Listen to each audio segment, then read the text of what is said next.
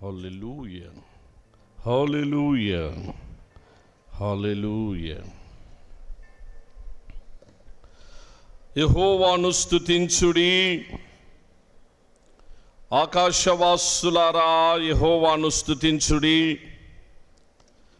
ఉన్నత స్థలముల నివాసులారా మీరందరూ ఆయనను స్తుతించుడి. ఆయన సైన్యములారా ఆయనను స్తుతించుడి. కాంతిగల నక్షత్రములారా మీరందరూ ఆయనను స్తుతించుడి. పరమాకాశములారా, ఆకాశం పైనున్న జలములారా యెహోవాను స్తుతించుడి. యవ్వనులు, కన్యలు, వృద్ధులు, బాలురు అందరూ యెహోవా నామమును స్తుతించుదురుగాక.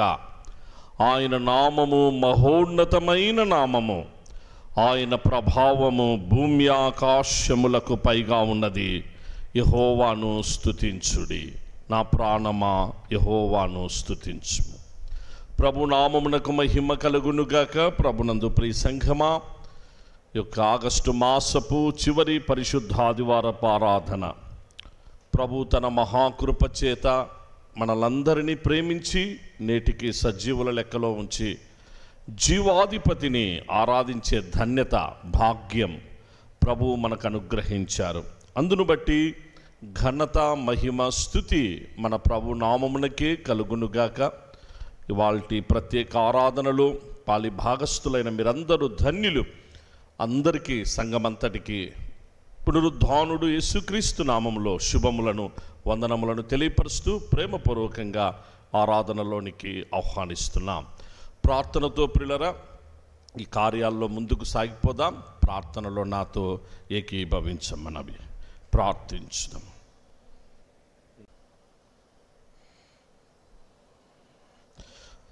మహోన్నతుడవైన మా తండ్రి, శాశ్వతమైన ప్రేమతో ప్రేమించు గొప్ప దేవా, ఆశ్చర్యకరుడవైన దేవా, నీకే ఘనత, మహిమ, స్తుతి చెల్లిస్తున్నాం.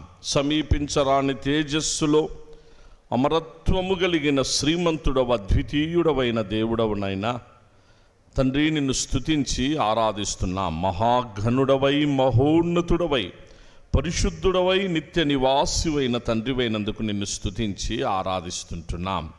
నీ ప్రియకుమారుడు యేసుక్రీస్తునందు మీరు మాకు అనుగ్రహించిన ఇహ పర సంబంధమైన ప్రతి దీవెన, ప్రతి ఆశీర్వాదము, ప్రతి ఆధిక్యతను బట్టి నిన్ను స్తుతించి ఆరాధిస్తుంటున్నాం. మాకు అనుగ్రహించబడిన మహా గొప్ప రక్షణను బట్టి నిన్ను స్తుతిస్తున్నాం. అనుగ్రహించబడిన శుభప్రదమైన నిరీక్షణను బట్టి నిన్ను స్తుతించి ఆరాధిస్తున్నాం. నిత్య జీవ ప్రాప్తిని బట్టి నిన్ను స్తుతించి ఆరాధిస్తున్నాం. ఈ సమయాన తండ్రి, ఎస్ఐయు సంఘముగా, ఒక కుటుంబంగా మీరు నాటిన దీపస్తంభమైనటువంటి స్థలములో ఇదిగో మీ పిల్లలను మీరు నడిపించారు. వందనాలు, స్తోత్రాలు నైనా. మరి తండ్రి, ఈ ఆరాధనా సమయం అంతటిని నీ కరుణాహస్తాలకు అప్పగించుకుంటున్నా.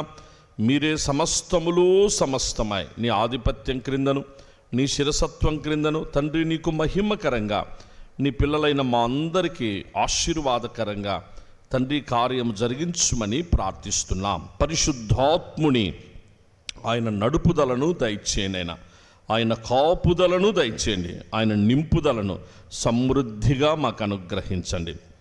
లోపలికి వచ్చు నీ పిల్లలు ఆశీర్వాదపు దీవెనలు పొందుదురుగాక. వెలుపలికి వెళ్ళు నీ పిల్లలందరూ సమాధాన దీవెనలతో వెళ్ళుదురుగాక.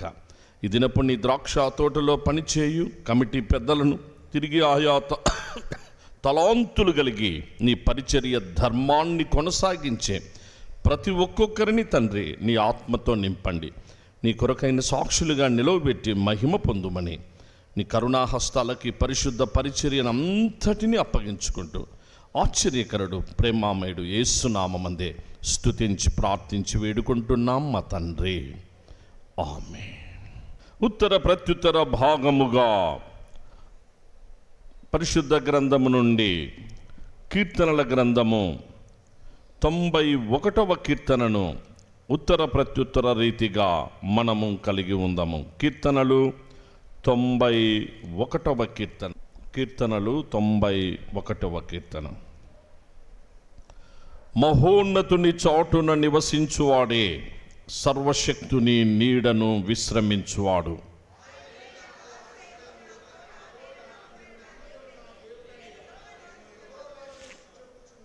వేటగాని ఉరిలో నుండి ఆయన నిన్ను విడిపించును, నాశనకరమైన తెగులు రాకుండా నిన్ను రక్షించును.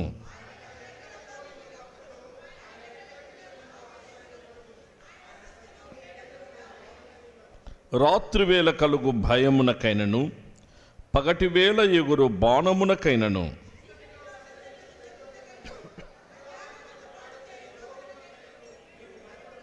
నీ ప్రక్కను 1000 మంది పడినను, నీ కుడి ప్రక్కను 10,000 మంది కూలినను, అపాయము నీ యొద్దకు రాదు.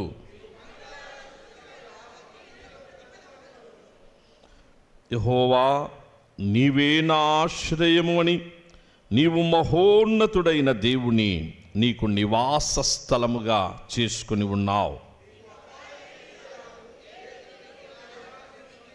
నీ మార్గములన్నిటిలో నిన్ను కాపాడుటకు ఆయన నిన్ను గూర్చి తన దూతలను ఆజ్ఞాపించును.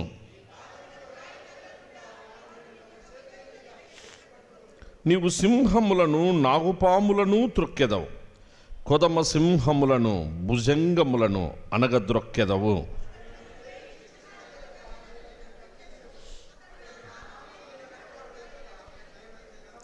అతడు నాకు మొర్రపెట్టగా నేనతనికి ఉత్తరమిచ్చెదను, శ్రమలో నేనతనికి తోడై ఉండేదను, అతని విడిపించి అతని గొప్ప చేసేదను.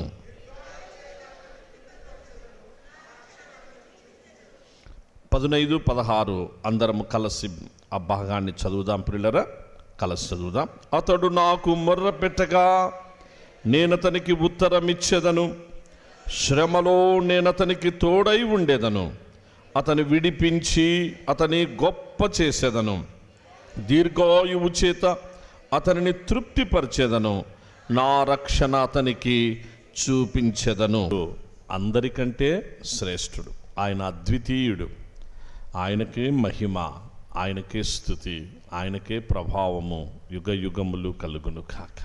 103వ కీర్తన 1 నుంచి 8 వచనముల వరకు వ్రాయబడిన దేవుని వాక్య భాగము మన మధ్యలో ఉన్న సహోదరి శ్రీమతి కేజే సునీత విజయ్ కుమార్ గారు. శ్రీమతి కేజే సునీత విజయ్ కుమార్ గారు. దావీదు రచించిన 103వ కీర్తన నుంచి మొదటి అధ్యాయము 8వ వచనాలు చదువుకుందాం. నా ప్రాణమా యెహోవాను సన్నుతించుము, నా అంతరంగమునున్న సమస్తమా ఆయన పరిశుద్ధ నామమును సన్నుతించుము. నా ప్రాణమా యెహోవాను సన్నుతించుము, ఆయన చేసిన ఉపకారములలో దేనిని మరువకుము. ఆయన నీ దోషములన్నింటినీ క్షమించువాడు, నీ సంకటములన్నింటినీ కుదుర్చువాడు. సమాధిలో నుండి నీ ప్రాణమును విమోచించుచున్నాడు, కరుణా కటాక్షములను నీకు కిరీటముగా ఉంచుచున్నాడు. పక్షిరాజు యవనం వలె నీ యవనమును క్రొత్తదగుచుండునట్లు మేలుతో నీ హృదయమును తృప్తిపరచుచున్నాడు. యెహోవా నీతి క్రియలను జరిగించుచు బాధింపబడు వారందరికీ న్యాయము తీర్చును. ఆయన మోషేకు తన మార్గమును తెలియజేయును, ఇశ్రాయేలీల వంశస్థులకు తన క్రియలను కనపరచును. యెహోవా దయాదాక్షిణ్య పూర్ణుడు, దీర్ఘశాంతుడు, కృపా సమృద్ధి గలవాడు. దేవుడి కొద్ది వాక్యమును దీవించుగాక. తిరిగి 2వ భాగముగా ప్రియులరా, నూతన నిబంధన నుండి అపోస్తలుడైన పౌలు గారు కొరింథీయులకు రాసిన మొదటి పత్రిక 13వ అధ్యాయం 1 నుంచి చివరి వరకు వ్రాయబడిన దేవుని వాక్య భాగము మన మధ్యలో ఉన్న సహోదరి శ్రీమతి కేజే మేఘనా సునీల్ గారు.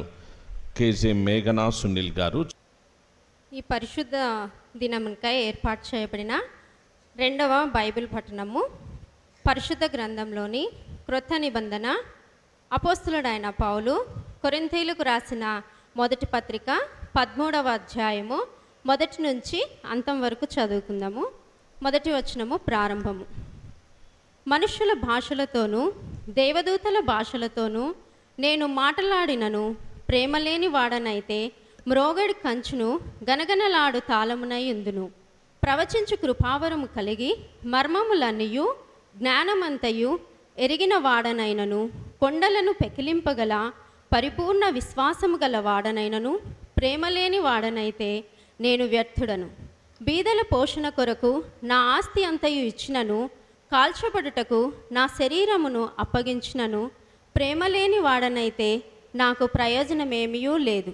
ప్రేమ దీర్ఘకాలము సహించును, దయ చూపించును, ప్రేమ మత్సరపడదు, ప్రేమ డంబముగా ప్రవర్తింపదు, అది ఉప్పొంగదు, అమర్యాదగా నడవదు, స్వప్రయోజనమును విచారించుకొనదు, త్వరగా కోపపడదు, అపకారమును మనస్సులో ఉంచుకొనదు, దుర్నీతి విషయమై సంతోషపడక సత్యమునందు సంతోషించును, అన్నిటికీ తాలుకొనును, అన్నిటినీ నమ్మును, అన్నిటినీ నిరీక్షించును, అన్నిటినీ ఓర్చును. ప్రేమ శాశ్వత కాలముండును. ప్రవచనములైనను నిరర్ధకములగును, భాషలైనను నిలిచిపోవును, జ్ఞానమైనను నిరర్ధకమగును. మనము కొంత మటుకు ఎరుగుదుము, కొంత మటుకు ప్రవచించుచున్నాము గాని పూర్ణమైనది వచ్చినప్పుడు పూర్ణము కానిది నిరర్ధకమగును. నేను పిల్లవాడనై ఉండనప్పుడు పిల్లవాని వలె మాట్లాడి తిని, పిల్లవాని వలె తలంచి తిని, పిల్లవాని వలె యోచించి తిని. ఇప్పుడు పెద్దవాడనై పిల్లవాని చేష్టలు మానివేసి తిని. ఇప్పుడు అద్దంలో చూచినట్టు సూచనగా చూచుచున్నాము, అప్పుడు ముఖాముఖిగా చూచుతుము. ఇప్పుడు కొంత మట్టుకే ఎరిగి ఉన్నాను, అప్పుడు నేను పూర్తిగా ఎరుగబడిన ప్రకారముగు పూర్తిగా ఎరుగుదును. కాగా విశ్వాసము, నిరీక్షణ, ప్రేమ ఈ మూడును నిలుచును. వీటిలో శ్రేష్టమైనది ప్రేమయే. ఇంతటితో ఈ వాక్యం సరే. పత్రికా భాగము నుంచి పత్రికా భాగము యోహాను మొదటి పత్రిక 4వ అధ్యాయంలోని కొన్ని వచనాలు మన మధ్యలో ఉన్న కుమార్తె వై సుదీప్తి గారు చదివిన. కుమార్తె సుదీప్తి, వై సుదీప్తి. Praise the lord. నేటి దినమునకై ఏర్పాటు చేయబడిన దేవుని వాక్య భాగముగా పరిశుద్ధ గ్రంథం నుండి నూతన నిబంధన గ్రంథము యోహాను రాసిన మొదటి పత్రిక 4వ అధ్యాయము 7 నుండి 14 వచనములు గల దేవుని వాక్య భాగమును చదువుకుందాం. పరిశుద్ధ గ్రంథం నుండి యోహాను రాసిన మొదటి పత్రిక 4వ అధ్యాయము 7వ వచన ప్రారంభము. ప్రియులారా, మనము ఒకరినొకడు ప్రేమింతము, ఏలయనగా ప్రేమ దేవుని మూలముగా కలుగుచున్నది. ప్రేమించు ప్రతి వాడును దేవుని మూలముగా పుట్టినవాడై దేవుని ఎరుగును. దేవుడు ప్రేమ స్వరూపి, ప్రేమ లేనివాడు దేవుని ఎరుగడు.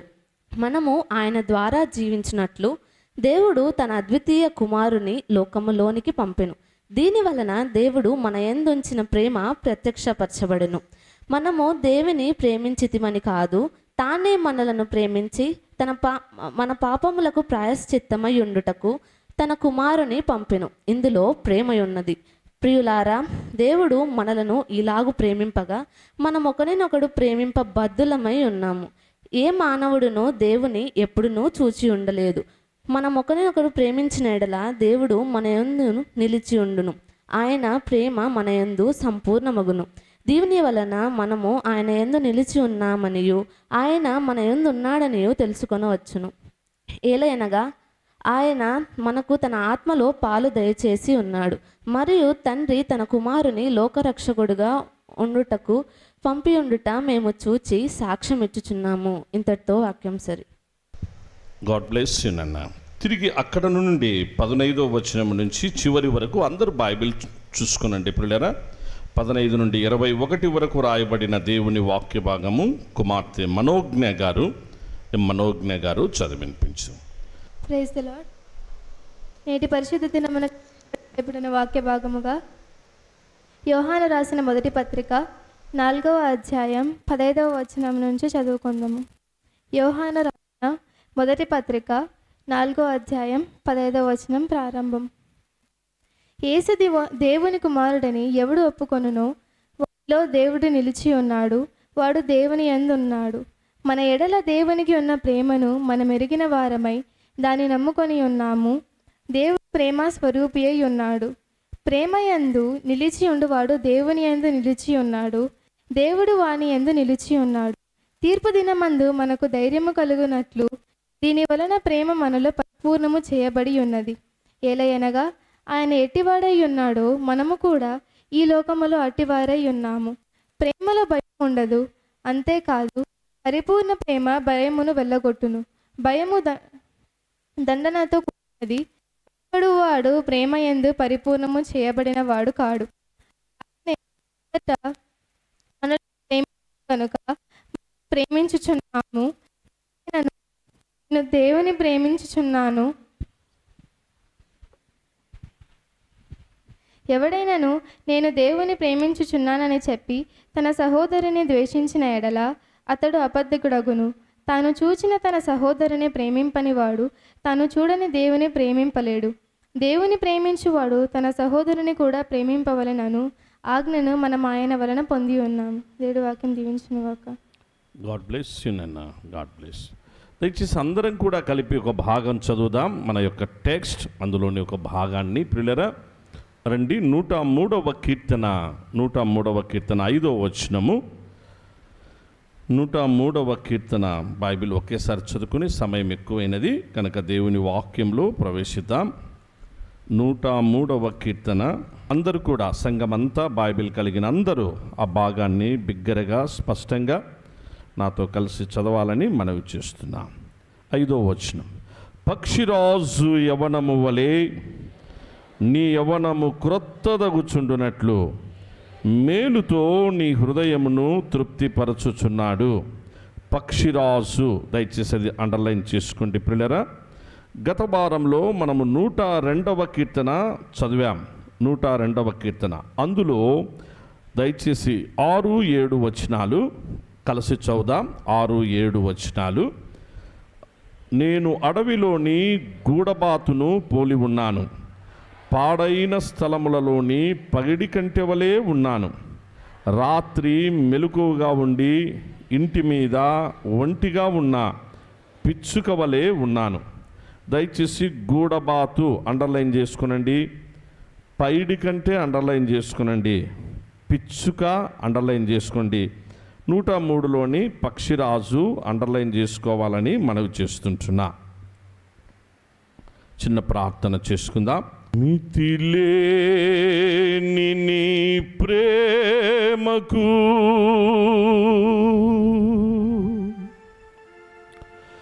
నేనేమి చెల్లింతును,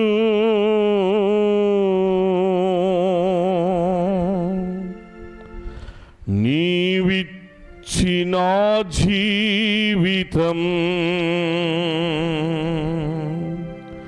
గైకొనుమా ఓ యేసువా.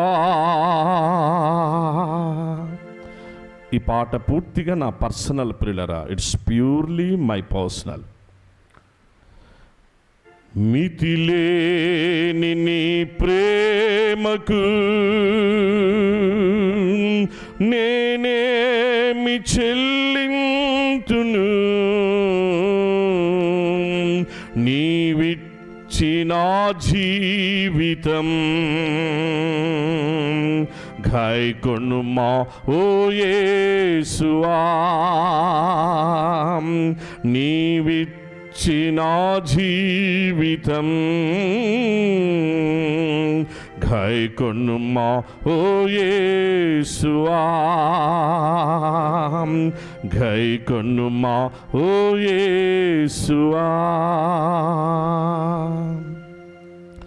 నా బాధలందు నా వేదనలందు నీవేగా నాకాధారం.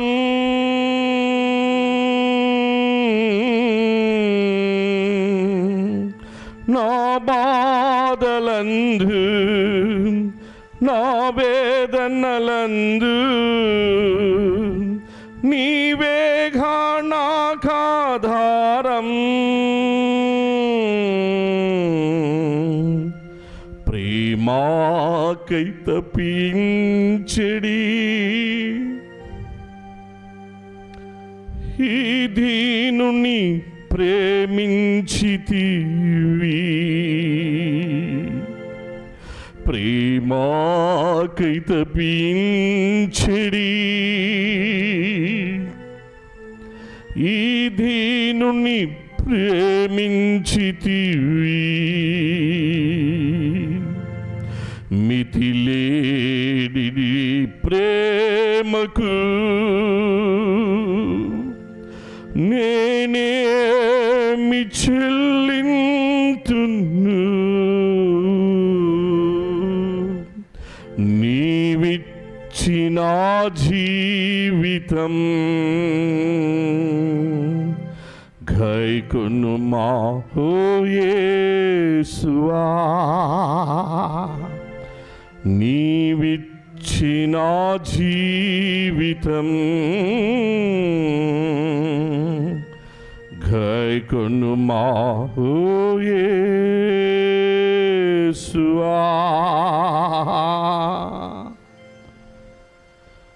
తండ్రి, నా నోటి మాటలు, మా అందరి హృదయ ధ్యానాలు నీ దృష్టికి అంగీకారములై, నీకు మహిమకరములై, మాకు ఆశీర్వాదకరములగును కాక. యేసు నామమున ప్రార్థిస్తున్నాం తండ్రి, ఆమేన్. దయచేసి కూర్చునండి ప్రియులారా.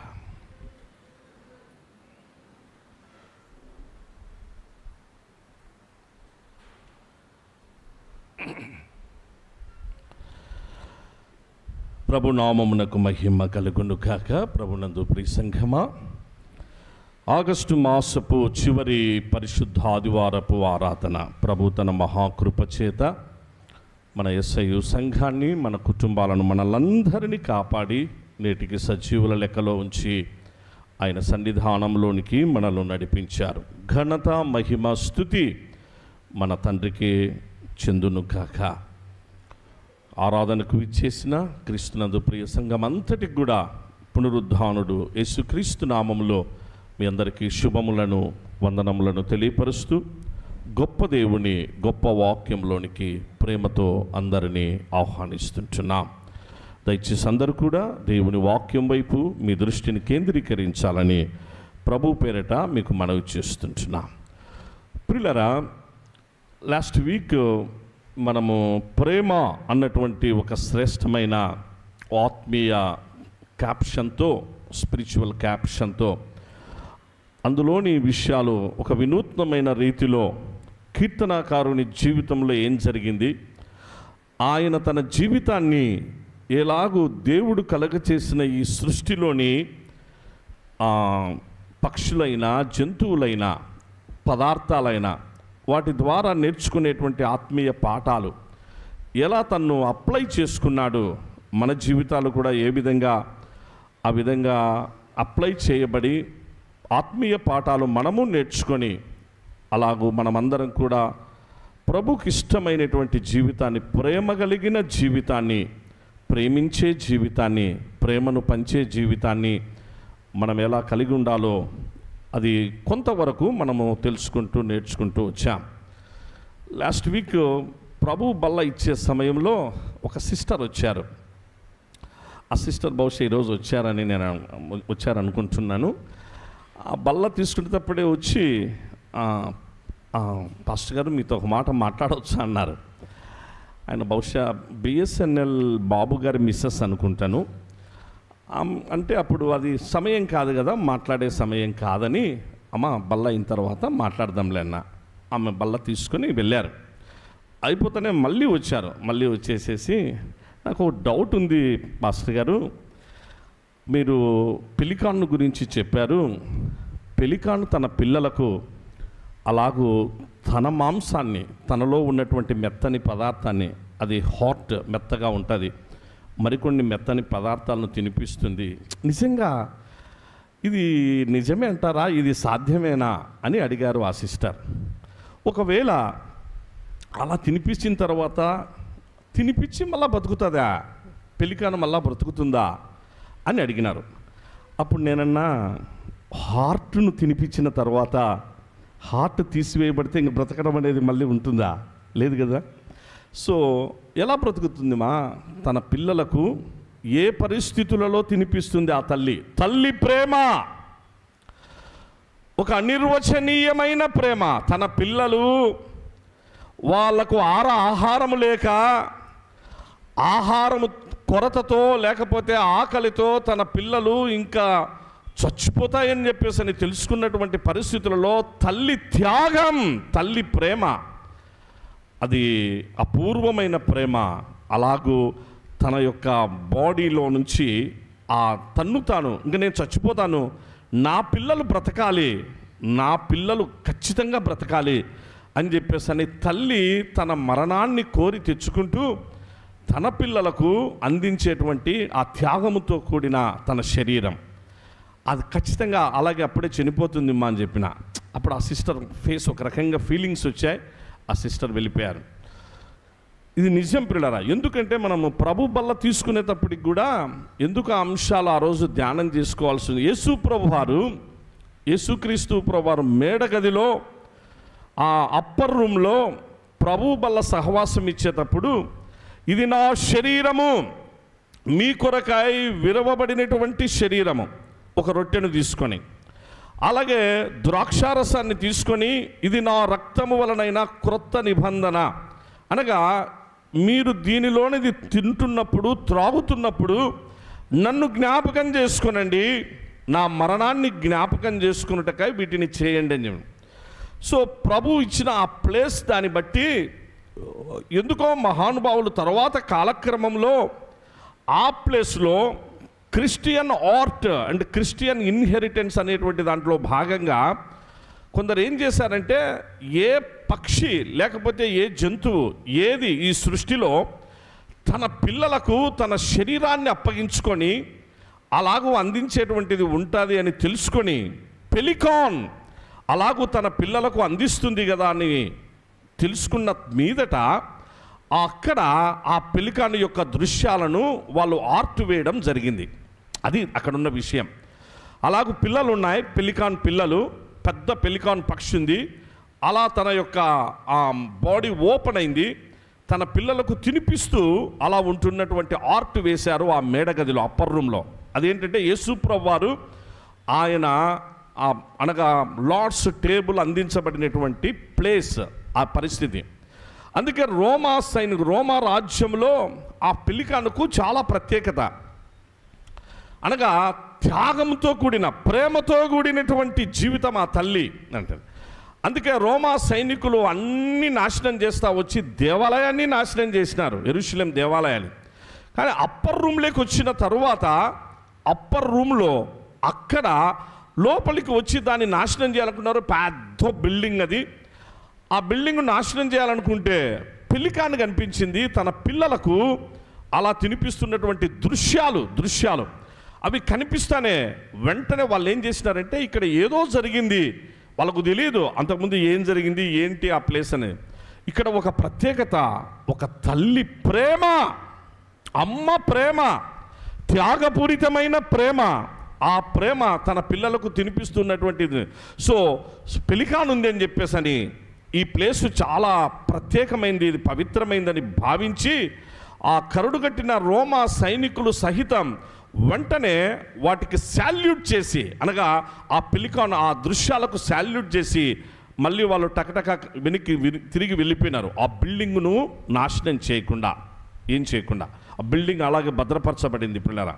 అది పెలికాను గురించినటువంటి విషయాల్లో.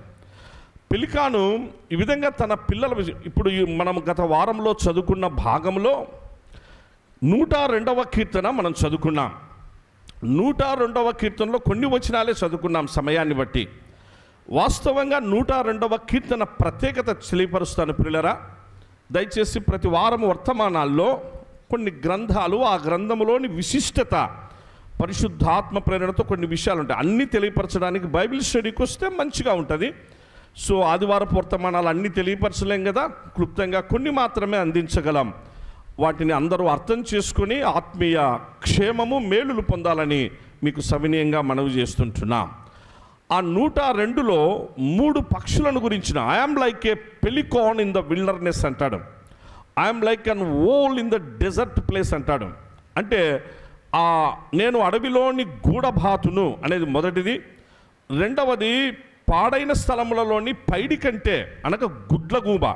మొట్టమొదటిది గూడబాతు, రెండవది గుడ్లగూబ, మూడవది ఒక చిన్న పిచ్చుక రాత్రి మెలకువగా ఉండి ఇంటి మీద ఒంటిగా ఉన్నటువంటి ఒక పిచ్చుక వలె నా జీవితం ఉంది అని చెప్పేసని ఈ 3 పక్షులను పరిశుద్ధాత్మదేవుడు అలా రచయితతో ఆ కీర్తనాకారునితో వ్రాయించేటప్పుడు ఆ ఉద్దేశం ఏంటి అనేటువంటిది దాని వెనక ఉన్నటువంటి ఆత్మీయమైన విషయాలు ఒక 2-3 నిమిషాలు మీ గమనంలోనికి తెస్తాను పిల్లరా. గత వారంలో నేను ముందుగానే చెప్పాను, బైబిల్లో మనకు కీర్తనలు 150 కీర్తనలుంటే 150 కీర్తనలు అది 5 స్కంధాలుగా విభాగించబడింది. ప్రథమ స్కంధం, అలాగూ మొదటి నుంచి 41వ కీర్తన వరకు అని అలా 5 స్కంధాలు ఉంటే అవి నేను చెప్పాను ఆ యొక్క ఎంతవరకు అని కూడా మీకు మళ్ళీ దాన్ని రిపీట్ చేయడం లేదు. 5 స్కంధాలు అవి దేని బట్టి ఆ 5 స్కంధాలుగా అలా ఉండిపోయినాయని చెప్పేసానంటే ఒక టాపికల్ లైక్నెస్ ఆఫ్ పెంటాట్యూక్ అంటారు. పెంటాట్యూక్ అనగా 5 కాండాలు అని అర్థం. ఇవి టాపికల్ లైక్నెస్ ఉంటుంది. ఆది కాండం నుంచి ద్వితీయోపదేశ కాండం వరకు ఈ ప్రథమ స్కంధం మొదటి కాండం వలె, ద్వితీయ స్కంధం నిర్గమకాండం వలె, తృతీయ స్కంధం లేవియా కాండం వలె, చతుర్థ స్కంధం సంఖ్యాకాండం వలె, నెక్స్ట్ పంచమ స్కంధం అలాగూ ద్వితీయోపదేశ కాండం వలె ఆ టాపికల్ లైక్నెస్ ఉంటుంది. బైబిల్ పండితులు ఆ విధంగా దాన్ని తెలియపరిచారు అని చెప్పినాం. ఇంతకు ఎందుకు దాన్ని ఆ విధంగా తీసుకోవాల్సి వచ్చిందనంటే కరెక్ట్గా కీర్తనలను ఆ విధంగా సెట్ చేస్తున్నప్పుడు కూడా ఇప్పుడు 4వ స్కందం మనం ఒక్కసారి చూస్తే 90వ కీర్తన నుంచి మొదలవుతాయి. మనకు 4వ స్కందం 90 నుంచి 106 దాకా ఉంటాయి. 107 నుంచి మళ్ళా పంచమ స్కందం మొదలవుతాయి. ఈ చతుర్థ స్కంధము సంఖ్యాకాండము అది విల్డర్నెస్ అండ్ వాండరింగ్ను గురించి తెలియపరుస్తుంది. సంఖ్యాకాండం. ఆదికాండం మ్యాన్ అండ్ క్రియేషన్ గురించి, నెక్స్ట్ నిర్గమకాండం వచ్చేసేసి అలాగూ డెలివరెన్స్ అండ్ రెడెంప్షన్ గురించి తెలియపరిస్తే, లేవియా కాండం వచ్చేసి వర్షిప్ అండ్ శాంక్చురీని గురించి తెలియపరిస్తే, సంఖ్యాకాండం వచ్చేసి విల్డర్నెస్ అండ్ వాండరింగ్ మానవుని జీవితం, అరణ్య యాత్ర, అలా అటు ఇటు తిరుగుట, మానవుని జీవితమే యాత్రా జీవితంలో జీవన యాత్రలో ఉంటున్నాడనేటువంటి విషయం అలాగూ ఆ కీర్తనలను ఆ విధంగా కంపైల్ చేయడం జరిగింది మహానుభావులు పండితులు. నెక్స్ట్ 5వది ద్వితీయోపదేశకాండం, అది స్క్రిప్చర్ అండ్ ప్రైజ్ను గురించినటువంటి విషయాలు ఉంటాయి. అలా తీసుకుంటూ వస్తే ఇప్పుడు ఈ జీవన యాత్రలో ఈ 4వ స్కందంలోని 102వ కీర్తన ఇప్పుడు మనం చదువుకున్నామే, ఇది 4వ స్కందం కిందికి వస్తుంది. 102, 103 మానవుని జీవితంలో ఎదురయ్యేటువంటి సమస్యలు, శోధనలు, విపత్కర పరిస్థితులు, వీటన్నిటిని గురించినటువంటివి అక్కడ ఒక అఫ్లిక్టెడ్ పర్సన్ జీవితంలో డిప్రెస్డ్ కండిషన్లోనికి వెళ్ళిపోతే ఎదురైనటువంటి పరిస్థితులను బట్టి, ఎదురైన అవమానాలను బట్టి, 4 వైపులా ఎదురైనటువంటి సమస్యలను బట్టి అతను తట్టుకోలేని పరిస్థితులలో ప్రభు వైపు చూడగా ప్రభు చేసిన గొప్ప కార్యములు, ఆశ్చర్య కార్యాలను గురించి ఆ 102వ కీర్తన అక్కడ మనకు తెలియపరుస్తుంది. 102వ కీర్తన యొక్క ప్రత్యేకత ఏంటంటే ప్రియులారా, ఇప్పుడు 102లోనికి వద్దాం. అది ఓవరాల్గా మీకు చెప్పినాను ఆ కీర్తనలు అన్ని విషయాలు. ఇప్పుడు 102వ కీర్తన ఏంటంటే మన కొరకై ఈ లోకానికి అరుదించిన యేసుక్రీస్తును గురించిన ఆయనకు సాదృశ్యంగా, ఆయన జీవితానికి సాదృశ్యంగా ఉన్న కీర్తన ఈ 102వ కీర్తన ప్రియులారా. మన కొరకై ఈ లోకానికి అరుదించిన Yesukristu. Why did Jesus Christ come into this world? Yesu ప్రభువారు ఎందుకు వచ్చారు ఈ లోకానికి? ఆయన ఎందుకు అరుదించాల్సి వచ్చింది? అవసరం ఏమైంది?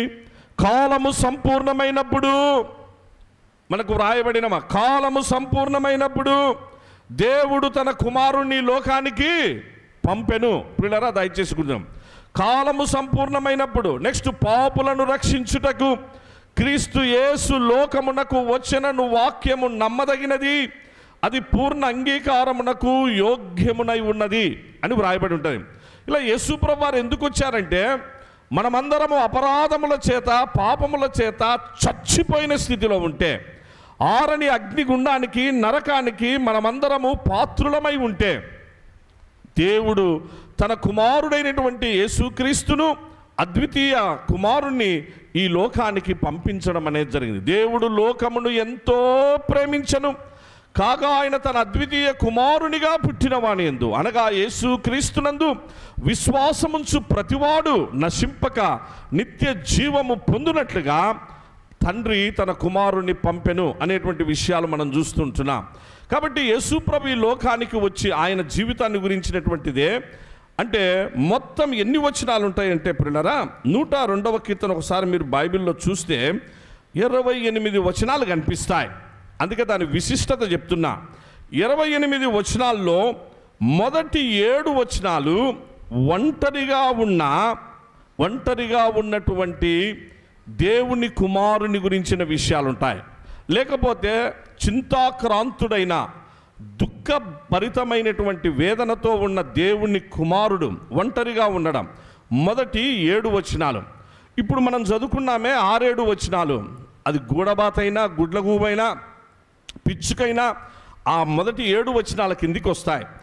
నెక్స్ట్ 8 నుంచి 11 వచనాలు అలాగూ శత్రువుల మధ్యలో ఉన్న దేవుని కుమారుని గురించి వస్తాయి. శత్రువుల మధ్యలో అంటే మొట్టమొదట ఒంటరిగా ఉన్నాడు. ఆ ఒంటరిగా ఉన్నటువంటి ఆయన ప్రార్థన చేస్తున్నాడు. మొదటి 7 వచనాలు ప్రార్థన. ఏమని? యేసు ప్రభువు వారు గెత్సెమనే తోటలో ఒంటరిగా ప్రార్థన చేయడం. ప్రియులారా, గెత్సెమనే తోటలో యేసు ప్రభువు వారి యొక్క ప్రార్థనకు ఇది టాపికల్ లైక్నెస్గా ఉంటున్నది. సో ప్రభు ఆ విధంగా ఒంటరివాడైపోయాడు. ఏమని ప్రార్థన చేసినాడు? ఆయన హైపర్ టెన్షన్లోనికి వెళ్ళిపోయినాడు. ఆయన చెమట రక్త బిందువుల వలె అలా అయిపోయింది. ఇలాంటి హైపర్ టెన్షన్ ఈ ప్రపంచంలో ఎవరూ ఎదుర్కోలేదు సుమా. It is beyond medicine and medical knowledge also. అంత హైపర్ టెన్షన్ ఎందుకు పొందినాడు ఒంటరిగానంటే, నీ కోసం, నా కోసం, మనందరి కోసం. ఇందులో ప్రేమ, ఆ ప్రేమ అది అగాపే, అది మన జ్ఞానమునకు మించిన ప్రేమ. నాయనా, నిన్ను నన్ను ప్రేమించడానికి, నీకు నాకు రక్షణ ఇవ్వడానికి, నిన్ను నన్ను విమోచించడానికి, పరలోక రాజ్యంలో తనతో తన ప్రకారం కూర్చిపెట్టుకోవాలంటే ఇక్కడ చూస్తే అన్నిట్లో కూడా కంప్లీట్గా ఫెయిల్యూర్ అయిపోయి అలాగూ పతనమైపోయినటువంటి మన బ్రతుకులను మార్చి అలాగూ నిత్య జీవ ప్రాప్తి మనకు ప్రసాదించడానికి యేసుక్రీస్తు ప్రభు యొక్క ప్రేమ ఆ హైపర్ టెన్షన్లోనికి దారి తీసింది. ప్రియులారా, ఒంటరిగా గెత్సెమనే తోటలో. ఇప్పుడు 8 నుంచి 11 వచనాలు ఏమంటే శత్రువుల మధ్యలో. అలాగా శత్రువులందరూ అపహాస్యం చేస్తూ ఉండి ఆయన్ను అపార్థం చేసుకొని ఆయన వాళ్ళతో మాట్లాడదాంలే అని చెప్పేసి అని వచ్చినా కూడా అపార్థాలు చేసుకున్నటువంటి శత్రువులు అనగా రాజుల మధ్య, అక్కడ ఉన్నటువంటి యూదా మత పెద్దల మధ్య జరిగినటువంటి విషయాలు తెలియపరుస్తాయి. నేను మళ్ళీ బైబిల్ స్టడీలో కావాలంటే దీని గురించిన నేను రాస్తాను, మళ్ళీ మీరు చూసుకోండి. ఇప్పుడు మీరు వాక్యం వింటున్నారు, ప్రస్తుతానికి వాక్యం వినాలని మనవి చేస్తున్నా. నెక్స్ట్ 12 నుంచి 22వ వచనం వరకు యేసుక్రీస్తు ప్రభువారు కలువరి సిలువలో అనగా అలాగూ గెత్సెమనే తోటలో ఒంటరిగా తిరిగి శత్రువుల మధ్యలో అలాగూ అండా కైప వారి దగ్గర, యూదా మత పెద్దల దగ్గర ఉన్నటువంటి ప్రధాన యాజకులే. ఇప్పుడు చూస్తే అలాగూ గొల్గొతా అనబడినటువంటి ఆ కలువరి కొండలో, కలువరి సిలువలో ఉంటున్నటువంటి యేసుక్రీస్తు ప్రభు తండ్రి వైపు చూచిన యేసయ్య, తండ్రి వైపు చూసినటువంటి దుఃఖపూరితమైనటువంటి కుమారుడు, సిలువలో వేలాడదీయబడిన అలాగూ 7 మాటలు మాట్లాడిన యేసయ్యను గురించిన విషయాలు ఆ 12 నుంచి 22 వరకు మనకు ఆ టాపికల్ లైక్నెస్ కనిపిస్తుంది. నెక్స్ట్ 23వ వచనం నుంచి ప్రియులారా చివరిగా 28 ఆ 5 వచనాలు ఏంటంటే నిరీక్షణతో ఉన్నటువంటి, ఎలాంటి నిరీక్షణ? అలాగూ మరణించిన యేసయ్య సిలువలో తండ్రి వైపు చూసి ఏలీ ఏలీ లామా సబక్తాని అని బిగ్గరగా కేక వేసిన Yesayya, my God why have you forsaken me, నన్నెందుకు చేయి విడిచావు అని గట్టిగా కేక వేస్తే జవాబు లేదు యేసయ్యకు, ఆన్సర్ లేదు యేసయ్యకు. తండ్రి ఆన్సర్ ఇయ్యని వేళ, జవాబు దొరకనటువంటి పరిస్థితులలో అలాగూ కుమారుడైనటువంటి యేసుక్రీస్తు ప్రభు తండ్రి వైపు చూసినటువంటి ఆ పరిస్థితి ఇప్పుడు చూస్తే, అలా మరణించిన యేసయ్య తండ్రి చేయి విడిచిన వేళ దేవాలయపు తెర రెండుగా చినిగి, అలాగూ కుమారుని చేయి విడిచి నీ చెయ్యి పట్టుకొని, నా చెయ్యి పట్టుకొని, మనందరి చెయ్యి పట్టుకున్నటువంటి తండ్రి అలాగూ అతి పరిశుద్ధ స్థలములోనికి ఎవరూ వెళ్ళకూడనటువంటి, సంవత్సరానికి ఒక్కసారి ప్రధాన యాజకుడు మాత్రమే వెళ్ళగలిగినటువంటి అతి పరిశుద్ధ స్థలంలోనికి వెళ్ళుటకు అందరికీ, లోకములోని అందరికీ మార్గము సుగమము చేసినటువంటి యేసుక్రీస్తు ప్రభు. కాబట్టి అతి పరిశుద్ధం, ఆ దేవాలయపు తెర పైనుండి క్రింది వరకు చినిగిపోయినటువంటి పరిస్థితి పిల్లరా. ఇప్పుడు యేసుక్రీస్తు ప్రభు ద్వారా ఆ గొప్ప రక్షణ, ఆ శిలువ త్యాగం ద్వారా ప్రేమ చేత గొప్ప రక్షణ మానవులమైన మనకందరికీ అనుగ్రహించబడింది. ఇంక ఇప్పుడు ఏంటంటే శుభప్రదమైన నిరీక్షణ రావాలి.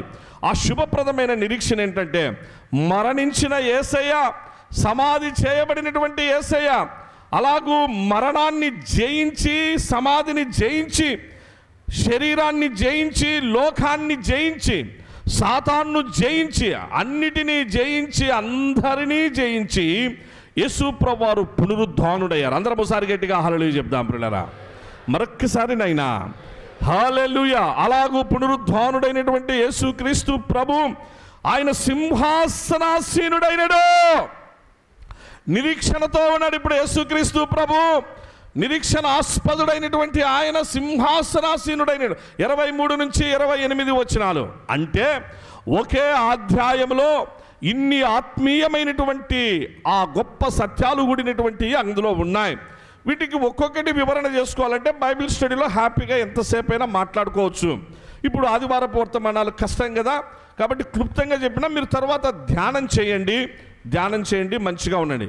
నేను మీకు సవినయంగా మరొక విషయం మనవి చేస్తున్న పిల్లరా, ఎందుకంటే మనము నేటి దినాల్లో సెల్ ఫోన్ అందరి దగ్గర ఉంది, మంచిది. ఈ సెల్ ఫోను మనము దాని సద్వినియోగం చేసుకుంటే మంచిది, కానీ సద్వినియోగం చేసుకోవడం కంటే 100% దుర్వినియోగం అవుతుంది. సద్వినియోగం కంటే ఎక్కువగా 100% దుర్వినియోగం అంటే నేను అనేది అందరూ అన్ని దుర్వినియోగం కాదు, నేను అనేది అట్లా కాదు. దాని అర్థం ఏంటంటే మంచిగా సద్వినియోగం చేసుకునేవాడు ఎవడు గడపరాలేదని దాని అర్థం. అంటే కొన్ని చేసుకుంటున్నారు, కొన్ని ఎక్కువగా తప్పిపోతూ ఉన్నారు అనేది నా భావన. అందరి దగ్గర సెల్ ఫోన్లు ఉన్నాయి. అందరము సెల్ ఫోన్ చూసి బాగుపడిన దానికంటే, సెల్ ఫోన్ చూసి మనం మంచిగా ఉన్నదానికంటే పోగొట్టుకున్నది, ఆత్మీయంగా పాడైపోతున్నది, ఆత్మీయంగా పతనమైపోతున్నది. అలాగూ నెక్స్ట్ ప్రేమ చల్లారిపోయేటట్టుగా ఈ సెల్ ఫోను, ఈ యొక్క ల్యాప్టాప్, లేకపోతే ఆ టీవీ, మొన్నటిదాకా టీవీ ఉండే, ఇప్పుడు సెల్ ఫోన్ వచ్చా, టీవీ అదే ఇబ్బంది పెడుతుంది. ఇప్పటికీ సెల్ ఫోన్ ఇబ్బంది పెడుతుంది. ఈ టీవీ, సెల్ ఫోన్లు నన్ను ఎట్లా తీసుకొని, నేను ఎందుకు ఒక మాట అంటున్నా అంటే, దయచేసి ఈ సెల్ ఫోన్లలో డిబేట్లను జరుగుతాయి పిల్లరా. నేను మీకు మనవి చేస్తున్నా, డిబేట్లు దేని గురించి? దేవుని వాక్యాన్ని గురించినటువంటి డిబేట్లు జరుగుతాయి. నేను మీకు ప్రత్యేకంగా ఈ ప్లేస్ నుంచి మనవి అంటే దయచేసి చూడొద్దు నైనా. కన్ఫ్యూషన్ వస్తుంది, సమస్యలు వస్తాయి, ఏంటో అర్థం కాని పరిస్థితి వస్తుంది. చాలామంది ఎందుకంటే డౌట్ అడుగుతూ ఉంటారు. ఈ మధ్యకాలంలో అంటే పోయిన నెలగా అంతకుముందు ఉన్నప్పుడు అదే మా కడపలో ఉంటే రిమ్స్లోనే అక్కడ ప్రొఫెసర్స్ అన్నీ కూడా వాళ్ళు STM అని ఉంటుంది, సింగపూర్ టౌన్షిప్ అని చెప్పేసి ఆ ప్రక్కనే వాళ్ళ హౌస్లు ఉంటాయన్నమాట, డాక్టర్స్ ఇల్లు. వాళ్ళు మీటింగ్ పెట్టుకున్నారు. మన ఇక్కడ చర్చికి వచ్చి వాక్యం అందించిన ప్రొఫెసర్ నాగరాజ్ గారు మెడికల్ కాలేజ్ ప్రొఫెసరు, ఆయనే మీటింగ్ పెట్టించి పాస్టర్ అంకుల్ ఈరోజు మన మధ్యలో ఉన్నారు, అనుకోని విధంగా పాస్టర్ అంకులే వాక్యం చెప్తారు అన్నారు. సో అనుకోని పరిస్థితులలో మెడికల్ కాలేజీ ప్రొఫెసర్స్ వాళ్ళ ఫ్యామిలీస్ అందరు గ్యాదర్ అయితే వాక్యం అందించాల్సి ఉంది. వాక్యం అంతా అయిపోయిన తర్వాత ఇంకా భోజనానికి కూర్చున్నప్పుడు వాళ్ళు డాక్టర్స్, ప్రొఫెసర్స్ నిజమే వచ్చినారు, చాలా ప్రశ్నలు అడుగుతున్నారు.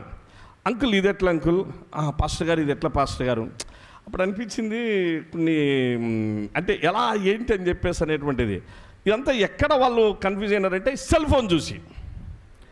అమ్మా నీకు ఎందుకు వచ్చింది డౌట్ అంటే సెల్ ఫోను ఏంటి, ఎందుకు ఇలాంటి ప్రాబ్లమ్స్ వస్తున్నాయి, దానిపైన డిబేట్లు. అంటే జస్ట్ ఒక ఎగ్జాంపుల్ చెప్తా. ఈ మధ్యకాలంలో ఎక్కువగా నాన్సెన్స్ న్యూసెన్స్ తయారయ్యి దైవత్వాన్ని గురించిన విషయాల్లో గందరగోళం లేపి క్రైస్తవ్యాన్ని రాంగ్ రూట్లో పట్టించే దేవుడు ముగ్గురు దేవుళ్ళు ఉన్నారు, ముగ్గురు దేవుళ్ళను గురించినటువంటి విషయం ఇదనేని ఒక వాదన, ఒకరే త్రిత్వం అనేటువంటిది ఒక వాదన. ఈ వాదనలతో ఈ డిబేట్లు అవసరమా? ఇలాంటి డిబేట్లు వచ్చేసేసేసి ఓపెన్ డిబేట్లు పెట్టుకొని ముగ్గురు అనే వాళ్ళు వచ్చి బైబిల్ పట్టుకొని మాట్లాడిరి, అలాగూ ఒకరు అనేటువంటి వాళ్ళు బైబిల్ పట్టుకొనే మాట్లాడిరి. వింటున్న లోకము ఎక్కువగా అపవాది చేతిలో ఉంది, లోకాధికారి సాతాన్ చేతిలో ఉంది. వాడేం చేస్తున్నాడు? అందరినీ కన్ఫ్యూజన్, వాళ్ళు కొట్లాడుకుంటున్నారు, వాళ్ళకే కన్ఫ్యూజను, ఇది వాళ్ళకే ఒకరికొకరికి తెలియదు. కాబట్టి ఇట్లా అని చెప్పేసి నిందలు, అలాగూ క్రైస్తవ్యాన్ని అలాగూ రకరకాల మాటలతో మాట్లాడడం. ఎవరైనా ఇలాంటి డిబేట్లు పెట్టి మాట్లాడుతున్నారంటే అపవాది తంత్రము కలిగిన వారు, గుర్తుపెట్టుకోండి ప్లీజ్. నన్ను ప్రశ్నిస్తే నేను ఒక మాట అన్నా, ఇక్కడ మొన్న సేమ్ ఈ ప్రశ్నే నాకు కూడా వేసినారు. ఆ ప్రశ్న వేసేటప్పుడు నేనేమన్నానంటే, నా నోటిపైన అలా పెట్టేసేసుకున్నా. వాళ్ళు అట్లే చూసినారు, ఏంటి అంకులంటే నేను అట్లే పెట్టుకున్నాను, నేనేదో ఊరికి మామూలుగా పెట్టుకున్నాను, సైలెంట్ అయినాను అనుకున్నా, అంటే మళ్ళీ ఏదో మాట్లాడతాను అనుకున్నారు. నేను సైలెంట్ అయిపోయినా. నేను చెప్పిన, please don't ask this type of questions.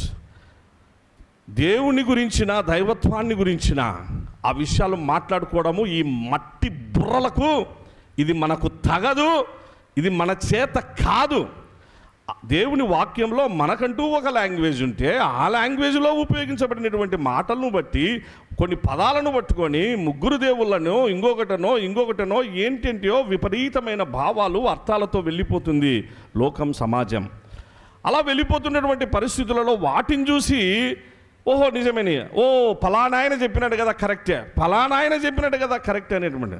కాబట్టి ఈ పరిస్థితుల మధ్య నేను అందుకన్నాను, మీరు ప్రార్థన చేసుకోండి, బైబిల్ చదువుకునేటువంటిది మోకాళ్ళొంగండి, మోకాళ్ళొంగి ప్రార్థించుకొని, ప్రవ్వా ఏంటి ప్రవ్వా నీ గాడ్ హెడ్ని గురించిన, అలాగూ ఈ డివినిటీని గురించిన ఈ విషయాల్లో నా మనోనేత్రాలు తెరువు ప్రవ్వా, ఈ సత్యం నాకు తెలియపరచని నువ్వు ప్రార్థన చేసుకోండి. మీరు ప్రార్థన చేసుకుని నన్ను అడగదు, నాకుండేది నాకుంది, నాకు తెలిసిన సత్యం, నేను మోకాళ్ళ మీద నేను నేర్చుకున్నది నాది నాకుంది, నేను కానీ రివీల్ చేయను.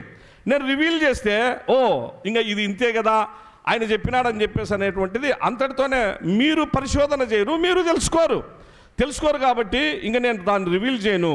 మీరందరూ కూడా ప్రొఫెసర్స్, డాక్టర్స్ అందరూ కూడా ముందుగా మీరు బైబిల్ చదువుకొని, నేనైతే మాత్రం under any circumstances I will not open my mouth అని చెప్పిన. ఎందుకొరకనంటే మానవ జ్ఞానానికి అతీతమైనటువంటిది. ఎవరైనా ఇలాంటి మాట్లాడుకుంటున్నారంటే దేవుని దృష్టిలో చాలా పాపం చేసిన వాళ్ళమైతాం. ఎందుకంటే మన నాలెడ్జ్ సరిపోదు ప్రియులారా.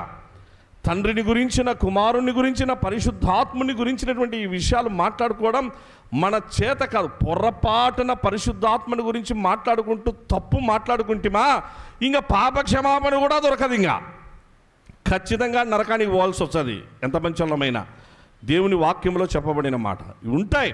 కాబట్టి అటువంటివి ఆ డిబేట్స్ జోలికి, మిగిలిన వాటి జోలికి, వాటిని గురించి ఎవరైనా వాక్యం, ఇప్పుడు గొప్ప దైవజనుల వాక్యాలు వస్తాయి కొన్ని మన సెల్ ఫోన్లలో, టీవీలో. ఫర్ ఎగ్జాంపుల్ ఆర్ఆర్కే మూర్తి గారి వర్తమానం వస్తుంది, మంచిగా విందాం, వాక్యం విందాం. అంతవరకు భక్సింగ్ గారి వాక్యం వస్తుంది, విందాం. బిల్లీ గ్రామ్ గారి వాక్యం వస్తుంది, విందాం. అలాగే ఎప్పుడైనా మంచి పాటలు వస్తాయి, రాజబాబు గారి పాటలు వస్తాయి, మంచిగా విందాం. ఐఆర్ స్టీవెన్సన్ గారి పాటలు వస్తాయి, మంచిగా విందాం.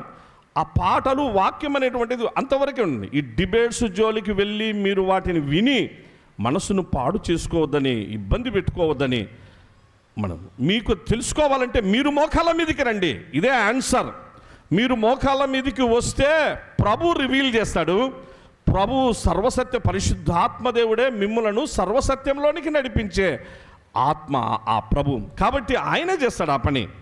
ఇంకొకరితో చెప్తే దాన్ని నిజమని భావించి వెళ్ళి ఇంకొకరికి చెప్పి, ఇతరులకు అందరికీ చెప్పి, అనవసరంగా ఈ డాక్ట్రిన్స్ పైన మనకు ఎందుకండి? డాక్ట్రిన్స్ మనకు వద్దు. డాక్ట్రిన్స్ దేవుని వాక్యం చదువుకుందాం, చదివిన ధ్యానించుకుందాం. యేసుప్రభు మనకు తెలుసు, మనకు ఫండమెంటల్స్ అన్నీ తెలుసు. ఆ రక్షణను మనం పొంది ముందు నరకం నుంచి తప్పించబడదాం. ఫస్ట్ ఉన్న ప్రాబ్లం, ఆ బర్నింగ్ ప్రాబ్లం, దాన్ని సాల్వ్ చేసుకుందాం.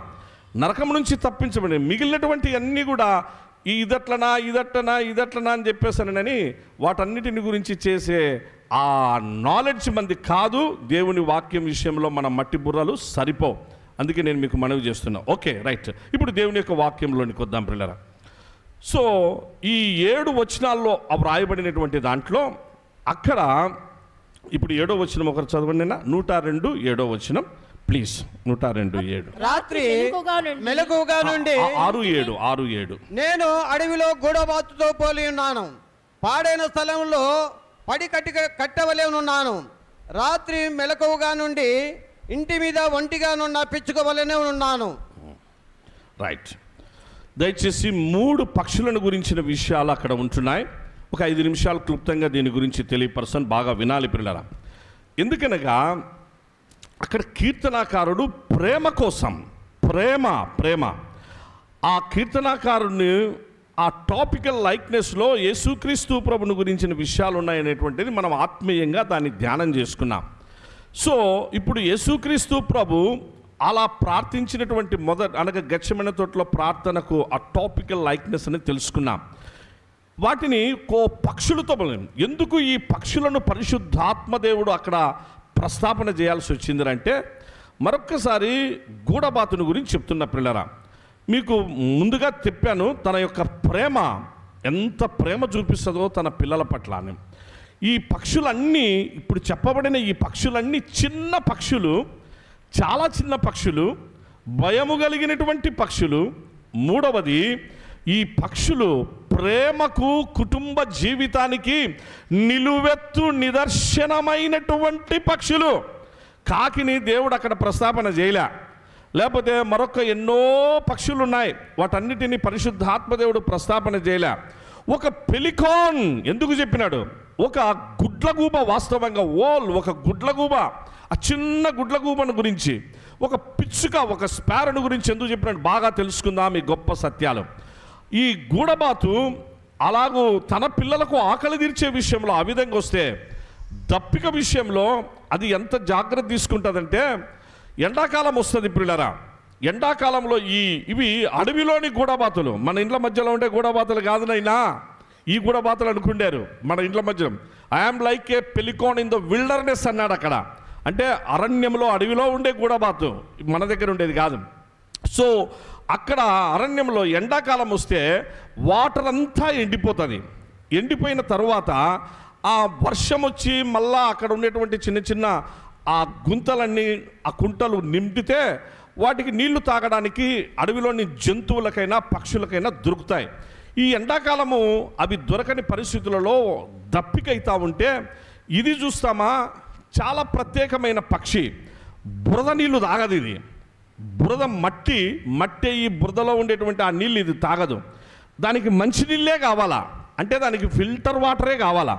ఇప్పుడు ఏం చేస్తుంది ఇది? ఆ సమయంలో తన చుట్టూ పిల్లలు ఉంటాయి, ఆ పిల్లలకు దప్పికైతాయి. ఇప్పుడు ఆకలి విషయం నేను మీకు చెప్పిన, దప్పిక విషయం మాట్లాడుతున్న పిల్లరా. సో ఆ దప్పికైనప్పుడు ఆ దప్పిక తన పిల్లలను అలా చూసుకుంటూ అన్ని కలిపి తల్లి పక్షి ఆకాశం వైపు ఇట్లా తల ఎత్తుతుంది. బాగా వినాలి. ఈ పిల్ల పక్షులన్నీ కూడా మాయమ్మ ఆకాశం వైపు తల ఎత్తింది కాబట్టి మేము కూడా అని చెప్పేసి ఈ పిల్ల పక్షులన్నీ కూడా తల ఎత్తుతాయి పైకి. తల ఎత్తినప్పుడు ఆ తల్లి పక్షి దేవునికి మొర్ర పెడుతుంది, నేను నా పిల్లలు దప్పికతో చచ్చిపోయే పరిస్థితి వస్తుంది దేవా, ఆకలంటే ఇదిగో నేను త్యాగం చేస్తా, దప్పికను నా బాడీలో దప్పిక తీర్చడానికి లేదు, నీవు మాత్రమే నా దప్పిక తీర్చగలవు, దయచేసి నన్ను నా పిల్లలను కాపాడు దేవా అని చెప్పేసని ఆ పెలికాను దేవునికి మొర్ర పెడుతుంది. Exactly this is true. ఇదేమి ఏదో ఫ్యాన్సీఫుల్ కాదు, లేకపోతే ఇంకా ఏంటంటే ఇంకొకటి కాదు సుమా, ఇది మనం ఏదో అనుకునేటువంటిది కాదు.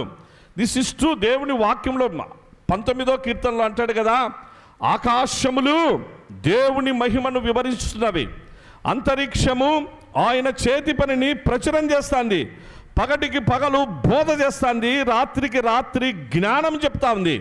కాబట్టి వాటికి భాష లేదు, మాటలు లేవు అని అంటాడు. ఇవన్నీ కూడా ఈ సృష్టిలో కలగజేయబడిన ప్రతిదీ దేవుణ్ణి మహిమపరుస్తుంటుంది, రెన్యూ చేయబడతా ఉంటుంది, క్రొత్తదనాన్ని తెచ్చుకుంటుంటుంది.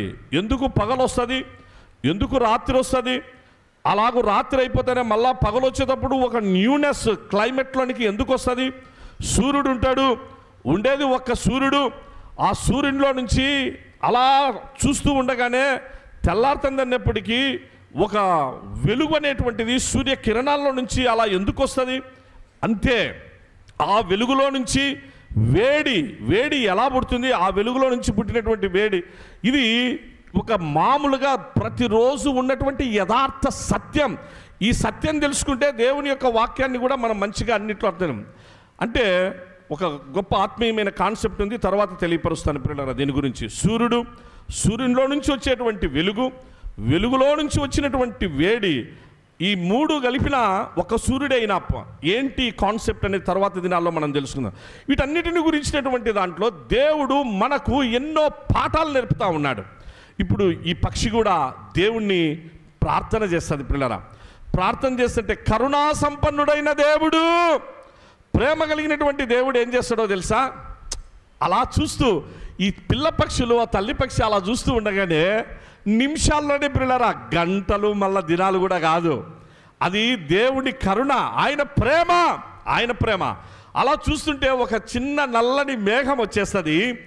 ఆ మొబ్బు మేఘం అలా చూస్తానే వీటికి అర్థమవుతుంది, ఈ పక్షులకు, ఈ జంతువులకు అర్థమవుతుంది ఇంకా వాన రాబోతుంది అని. కొన్నిసార్లు మనకే అర్థం కాదు వర్షం వస్తుందా లేదా అని, వాటికి మాత్రం బాగా తెలుసు. ఇంకా వర్షం వస్తుందని తెలుసుకున్నటువంటి ఈ పక్షులు ఎప్పుడైతే ఆ చిన్న మేఘాన్ని అలా పైకే చూస్తుంది, అలా కనిపెట్టుకుంటాయి పిల్లరా. ప్రార్థన చేసినటువంటి పెలికాన్స్, బాగా వినండి ప్రియ సంగమా, ప్రార్థన చేసిన పెలికాన్స్ కనిపెట్టుకుంటాయి. నేను తండ్రికి ప్రార్థన చేసినా, నా దేవుడికి ప్రార్థన చేసినా, నాకు దప్పిక ఉంది, నా పిల్లలు దప్పికతో ఉన్నాం, మాకు దప్పిక తీర్చేటువంటిది ఆయనే. ఇది ఎండాకాలం, ఆయనే. ఈ అరణ్యంలో నీళ్లు దొరకవు, ఈ అడవిలో మేము ఇలా చచ్చిపోవడం అనేటువంటిది ఆయన చిత్తం కాదు, కాబట్టి మాకు ఇస్తాడు దేవుడు అని అలా ఆకాశం వైపు, మేఘాల వైపు చూస్తాయి పిల్లరా. ఎందుకంటే ప్రార్థన చేసినాయి కాబట్టి, ఐ రిపీట్, ప్రార్థన చేసినాయి కాబట్టి. సో వెంటనే ఒక మేఘం వస్తానే ఆ తల్లిపక్షి ఏం చేస్తుంది అంటే పిల్లల దిక్కు చూసి ఇది రన్నింగ్ మొదలుపెట్టి రన్ చేస్తూ ఉంటుంది. పిల్లలు కూడా వెనకమ్మడి, ఆ తల్లి వెనకమ్మడి అవి పరిగెత్తుంటాయి. ఎందుకంటే ఆ మేఘం అలా దేవుడు పంపించినటువంటి మేఘం అలా చూస్తూ ఉండగానే ఒక చల్లని గాలి వస్తుంది, ఆ మేఘాన్ని తాకుతుంది. ఆ మేఘంలో నుంచి అల్లంత దూరాన నీళ్లు అనగా వర్షం పడుతుంది పిల్లరా. అందరం ఒకసారి గట్టిగా హల్లెలూయా చెప్దాం. మరొక్కసారి నైనా హల్లెలూయా. దిస్ ఈజ్ ట్రూ అనగా నేచర్లో ఉన్నటువంటి గొప్ప సత్యం. ఆ వర్షం నీళ్లు పడతా ఉంటే తన పిల్లలను వెంట తీసుకొని పోయినటువంటి ఆ పక్షి చూడు, ఇప్పుడే ప్రార్థన చేసినాం అంటే తన పిల్లలకు నేర్పిస్తుంది ప్రార్థన. నువ్వు నేనే నేర్పించాం, మనకు ముందు ప్రార్థన చేసేది రాదు, మన పిల్లలకు మనం నేర్పిలేం. మనకు ముందు బైబిల్ సరిగా చదివేది రాదు, మన పిల్లలకు నేర్పాం. సరే, మన బ్రతుకులు ఇంతే. కొందరి జీవితాలు దాన్ని వదిలేసేస్తాం, దేవునికి వాళ్ళే జవాబు చెప్పుకుంటారు పిల్లలు. సో ఈ పక్షి, ప్రార్థన చేసిన పక్షి తన పిల్లల్ని తీసుకెళ్ళి, చూసారా ఇప్పుడు అందరూ నోరు తెరవండి అండి. ఈ తల్లి పక్షి తన పొడుగైనటువంటి ఆ నోటిని, ఆ ముక్కును అట్లా పెట్టేస్తుంది. ఎందుకంటే ఆ వర్షం కొంచెం సేపే పడుతుంది, పడినటువంటిది భూమి మీద పడితే బురద అవుతుంది, మట్టిలో బురద, మళ్ళా మట్టి నీళ్ళు తాగదు, అది ఆ మట్టి నీళ్ళు తాగదు.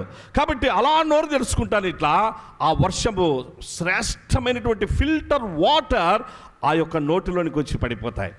తన పిల్లలకు దప్పిక తీర్చుకొని, అది కూడా దప్పిక తీర్చుకొని అలాగూ దేవుణ్ణి స్తుతిస్తూ ముందుకు సాగిపోతుంది అంటే. అందుకే కీర్తనకారుడు అంటున్నాడు, O Lord, I'm like a pelican in the wilderness అని అన్నాడు పిల్లరా.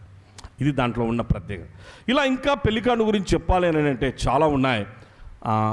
రాబోయే దినాల్లో మరికొన్ని విషయాలు ముందు, ఎందుకంటే టైం లేదు కాబట్టి క్లుప్తంగా పట్టండి. రెండవ పక్షిని గురించినటువంటి మాట. రెండవ పక్షి ఏంటినా? రెండవ పక్షి టైం అయింది మనకు. సో రెండవ పక్షి ఆ పైడి కంటే అంటే అర్థం ఏంటంటే పగిడి కంటే అని కొందరంటారు, పైడి కంటే అని కొందరంటారు. ఇంగ్లీష్లో ఓల్, గుడ్లగూబ ఇదేంటంటే గుడ్లగూబ పిల్లరా. గుడ్లగూబ అంటేనే ఇది చూసేదానికే అసహ్యంగా ఉంటుంది. దాని గుడ్లు ఒక రకంగా ఉంటాయి, కనిగుడ్లు ఒక రకంగా ఉంటాయి. అందుకే దాని పేరు గుడ్లగూబ అని పెట్టారు.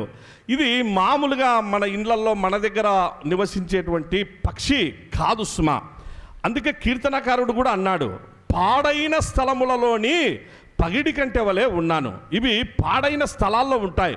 బాగా ఎక్కువ బూజు బట్టి ఆ గబ్బిలాలు తిరుగుతూ ఉండి బూజంతా ఉండి ఉండేటువంటి ఆ ప్రదేశాల్లో, పాడైన స్థలాల్లో ఉంటాయి ఈ గుడ్లగూబలు. ఆ రాళ్ళ మధ్యలో అలా నివాసం పెట్టుకొని ఉంటాయి. కానీ ఈ గుడ్లగూబ యొక్క ప్రత్యేకత ఏంటో తెలుసా పిల్లరా? గుడ్లగూబలో ఉన్నటువంటి ప్రత్యేకత ఏంటంటే, దయచేసి గుర్తుపెట్టుకోండి, నిలువెత్తు నిదర్శనం ఫ్యామిలీ లైఫ్కు. మీరు కావాలంటే నెట్లో చూసుకోండి, కావాలంటే ఇంకా ఇన్ఫర్మేషన్ గూగులా ఇంకొకటా ఎట్లా దీన్ని రీసెర్చ్ చేయండి. చెప్పిన విషయాలు టైం లేదు, నేను క్లుప్తంగా చెప్తున్నా, ఇంకా మీకు ఎక్కువ ఇన్ఫర్మేషన్ వస్తుంది. నేను చెప్పేది తక్కువే. ఇప్పుడు ఫ్యామిలీ లైఫ్కు నిలువెత్తు నిదర్శనం ఏంటంటే, భర్త పక్షి బయటికి వెళ్ళిపోతాడు. ఫర్ ఎగ్జాంపుల్ చెప్తున్నా, భార్య పక్షి గుడ్లగూబ లోపల ఉంటుంది. గుడ్లగూబ ఈ భర్త పక్షి బయటికి వెళ్ళిపోయి ఆహారం తీసుకొని, అలాగూ ఆ భార్య పక్షికి ఉన్నటువంటి పిల్లలకు తీసుకొని రావడానికి బయటికి పోయిన ఆ పక్షి మళ్ళా తిరిగి వస్తుంది ఒక సమయంలో. దీనికి తెలుసు ఏ సమయంలో నా భర్త మళ్ళా తిరిగి వస్తాడు, ఈ టైంలో వస్తుంది అని చెప్పేసి చూస్తూ ఉంటుంది భార్య పక్షి. భర్త పక్షి అయినా రాకపోతే అప్పుడు మొదలు పెడుతుంది. టైం లేట్ అయిందంటే ఆ పిల్ల పక్షులు కానీ, ఆ భార్య పక్షి కానీ, ఆ తల్లి పక్షి తండ్రి పక్షి కీస్ కీస్ గీ గీ గీ గీ అని చెప్పేసి అని అరవడం అనేటువంటిది అప్పుడు మొదలుపెట్టి ఒకటేమైనా నాన్ స్టాప్తో అరుస్తూ ఉంటాయి. ఎందుకంటే నా భర్త పోయినాడు, ఇంకా రాలే, నా భర్త వచ్చేంత వరకు నేను ఆహారం ముట్టను. ఇది దాంట్లో ఉన్న విశేషం. నా భర్త వచ్చేంత వరకు, ఇప్పుడు నా భర్త బయటికి పోయినాడు, భర్త వచ్చేంత వరకు భార్య అయినటువంటి ఆ ఓల గుడ్లగూబ ఆ పక్షి అది ఆహారం తీసుకోదు సుమా. ఏంటిది ఫ్యామిలీ లైఫ్లో ఇప్పటి కాలంలో ఇట్టున్నాయా? ఏమన్నా ఇప్పటి కాలంలో ఇట్టడి కూడా ఉన్నాయా అంటే కొన్ని కుటుంబాలు నిజంగా అలాంటి కుటుంబాలు, అలాంటి టైం మేనేజ్మెంట్ కలిగి కుటుంబంతో బాగా అట్లా అంత క్లోజప్ కలిగి అలా ఉండి, నా భర్త వచ్చేంత వరకు నేను అన్నం తినను, నా భర్త వచ్చిన తర్వాత కలిసి భోంచేస్తా, మా డాడీ వచ్చిన లేదా మా అమ్మ వచ్చిన తర్వాత లేదా నా పిల్లలు వచ్చిన తర్వాత కలిసి భోజనం, కలిసి ప్రార్థన చేసుకుంటాం, కలిసి భోజనం చేసుకుంటామన్న కుటుంబాలు, అలాంటి కుటుంబాలు ఉంటే వాళ్ళకు సాల్యూట్.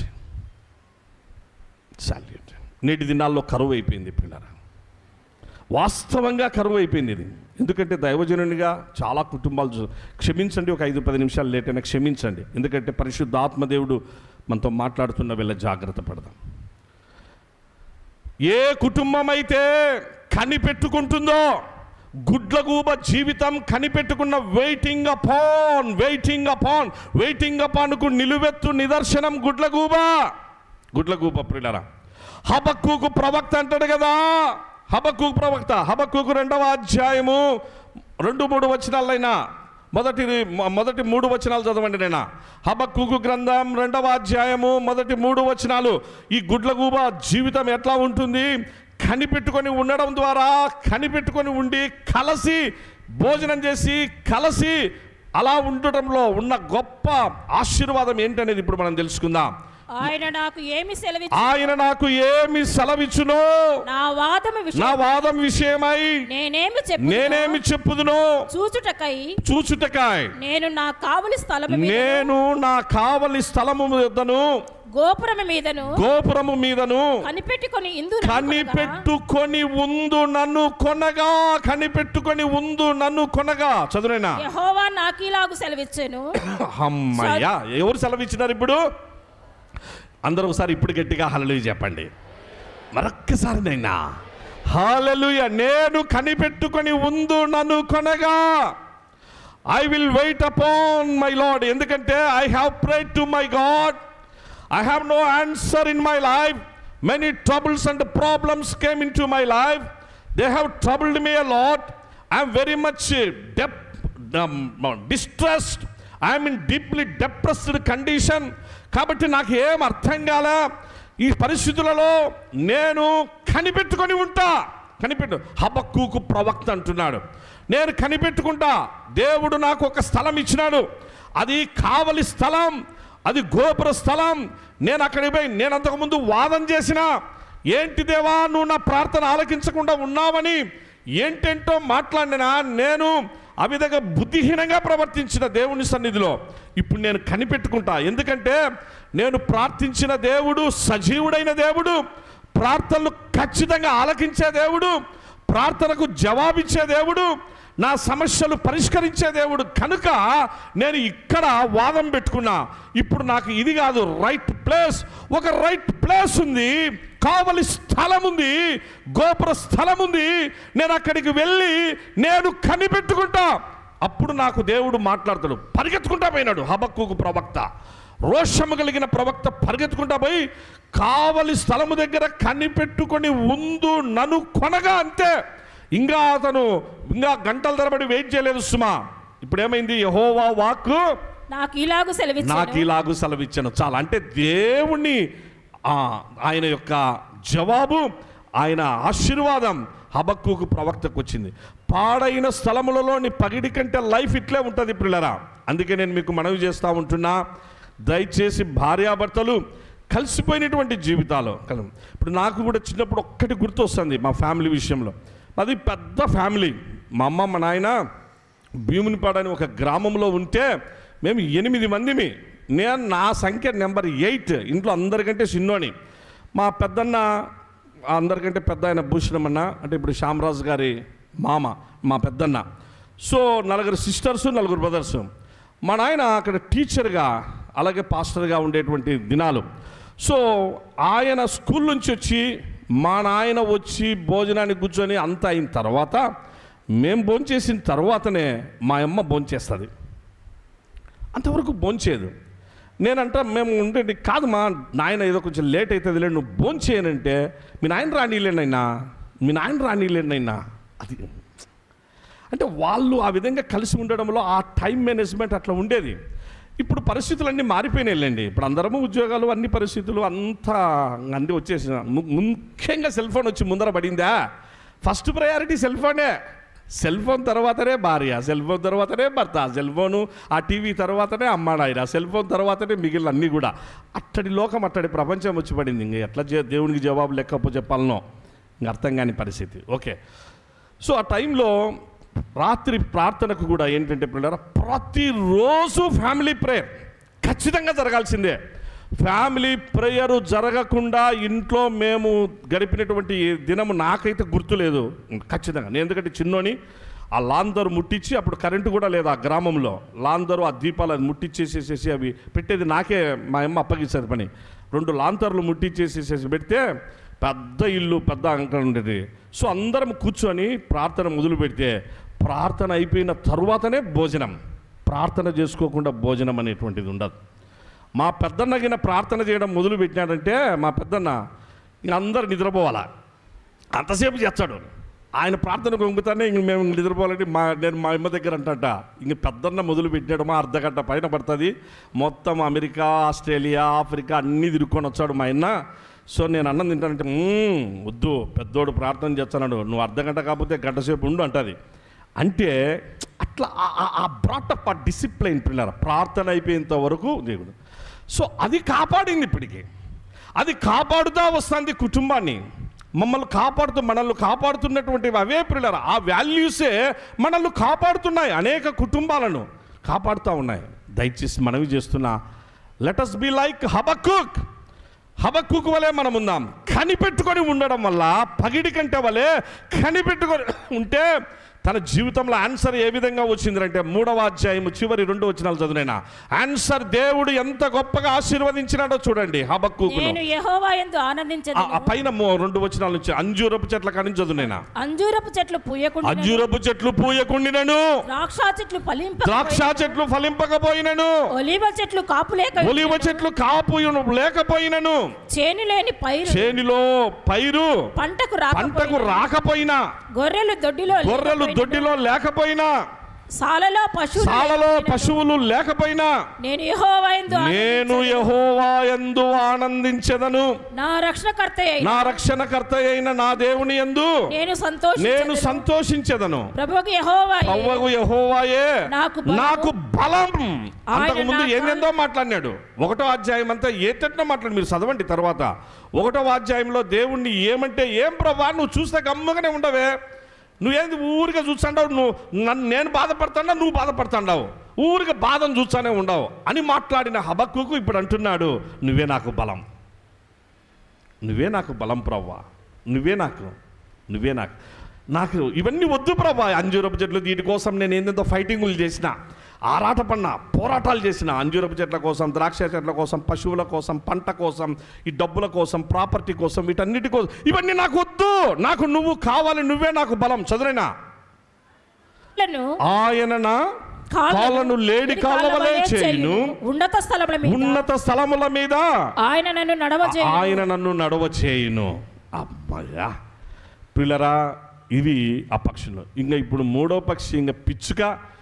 ఇంకా అన్నిటికంటే పెద్ద పక్షి 103లో పక్షిరాజు ఉందే.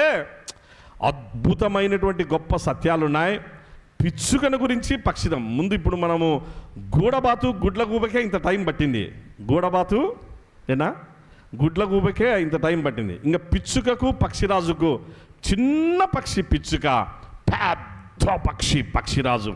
వీటిని గురించిన వర్తమానాలు వచ్చే వారం మనం తెలుసుకుందాం. దయచేసి అందరం కళ్ళు మూసుకుందాం పిల్లరా, ప్లీజ్ కళ్ళు మూసుకుందాం ఒక్క నిమిషం. పిల్లరా, ఇది చాలా చాలా అమూల్యమైన సమయం. ఒక్క నిమిషం నేను ఒక్క ఐడియా జీవితాన్ని మారుస్తుంది. ఒక క్యాప్షన్ మనం వింటూ ఉంటాం. ఒక నిమిషము ప్రియ సహోదరుడా సహోదరి, పరిశుద్ధాత్మదేవుడు ఒక పెలికాన్ నుంచి నీతో నాతో మాట్లాడుతూ వచ్చాడు. ఒక గుడ్లగూబ నుంచి నీతో నాతో మాట్లాడుతూ వచ్చాడు. యేసుక్రీస్తు ప్రభు శిలువ ప్రేమ ఏ విధంగా ఉంటుందో మాట్లాడుతూ వచ్చినాడు. ఈ సమయాన సహోదరుడా సహోదరి, నీ హృదయాన్ని, నీ జీవితాన్ని ఒక్కసారి ప్రభుకు అప్పగించు. చాలా ప్రాబ్లమ్స్లో ఉన్నావు కదమ్మా నాన్న, అయిలరా, సమస్యలు ఉన్నాయి కదా, అనారోగ్యాలు ఉన్నాయి కదా, ఆర్థిక ఇబ్బందులు ఉన్నాయి కదా, ఇంట్లో పిల్లలు చెప్పిన మాట వినడం లేదు కదా, వారి స్టడీస్ అన్నీ ఇబ్బందిగానే ఉన్నాయి కదా, నువ్వు అనుకునేటువంటి ఏమీ జరగడం లేదు కదా, ఇవన్నీ చాలా చాలా ఉన్నాయి.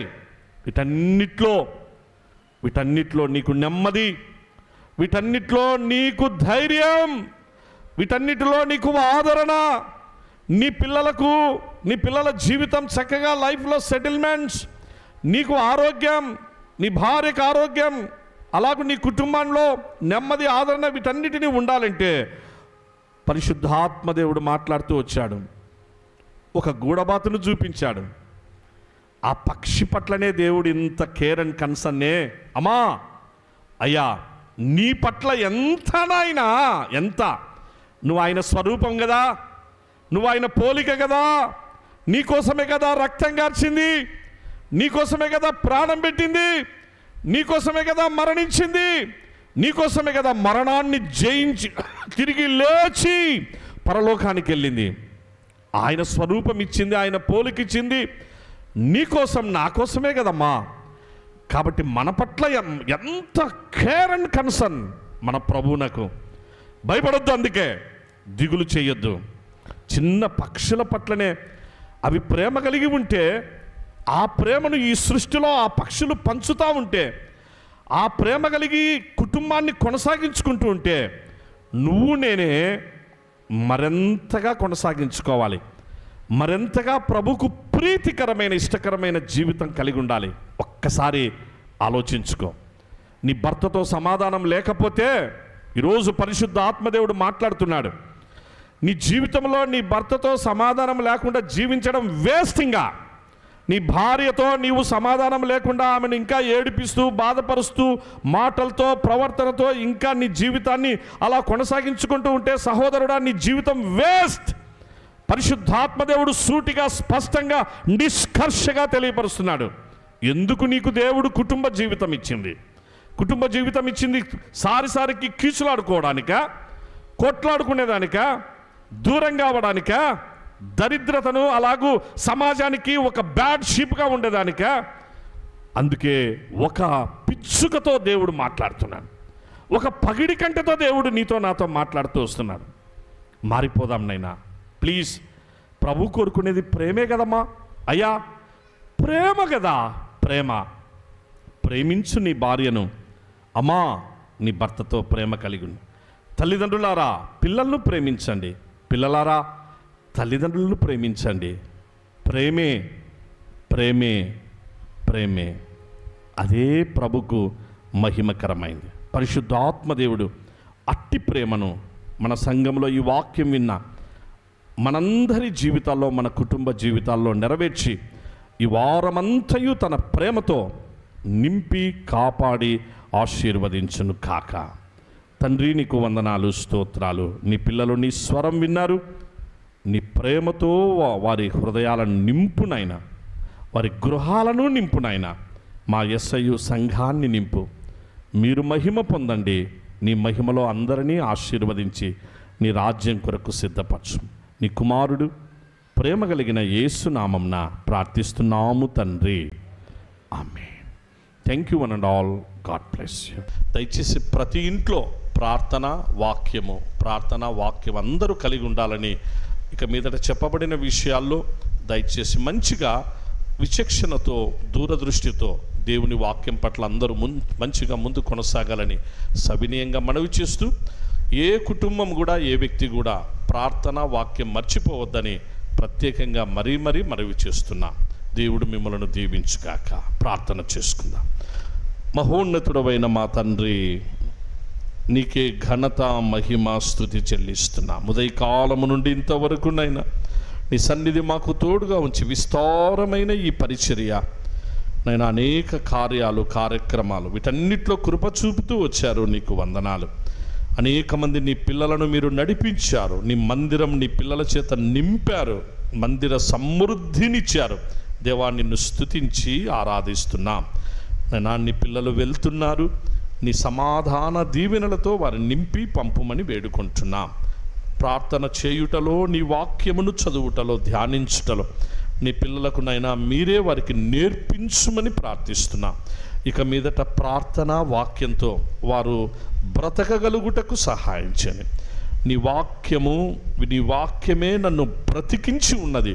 నా బాధలలో ఇదే నాకు నెమ్మది కలిగించుచున్నదని కీర్తనకారుడు నిన్ను మహిమపరిచినట్లుగా తండ్రి, ఇదిగో మేము అట్టి అనుభవంలోనికి సంఘాన్ని నడిపించి రాబోవు భయంకరమైన పరిస్థితుల నుంచి సంఘాన్ని కాపాడుమని, సంఘంలోని అందరినీ, అన్ని కుటుంబాలను ఆశీర్వదించమని, ఆయురారోగ్యాలతో నింపుమని, ప్రేమామయుడు ఆశ్చర్యకరుడు యేసుక్రీస్తు శక్తివంతమైన నామమందే దీన మనసుతో స్తుతించి ప్రార్థించి వేడుకుంటున్నాం మా తండ్రి.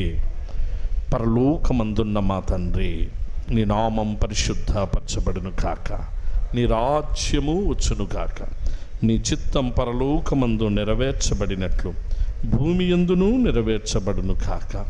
మా అనుదిన ఆహారము నేడు మాకు దయచేయి. మా రుణస్థులను మేము క్షమించి ఉన్న ప్రకారం మా రుణములను క్షమించు. మమ్మను శోధనలోనికి తేక దుష్టుని నుండి తప్పించు. రాజ్యము, శక్తియు, మహిమయు నిరంతరము నీదే. నీవై ఉన్నావు తండ్రి. ఆమేన్. మన తండ్రి అయిన దేవుని ప్రేమ, కుమారుడైన యేసుక్రీస్తు కృప, ఆదరణకర్త పరిశుద్ధాత్ముని నిత్య సన్నిధి, ఆశీర్వాదము ఈ ప్రత్యేక పరిశుద్ధ ఆరాధనలో పాలి భాగస్థులైన మీ అందరి మీదను, కుటుంబముల మీదను, మన యేసయ్య సంఘపు సేవా పరిచర్యలు, సార్వత్రిక సంఘ పరిచర్యలన్నిటి మీదను సర్వదా తోడై కాపాడుగాక.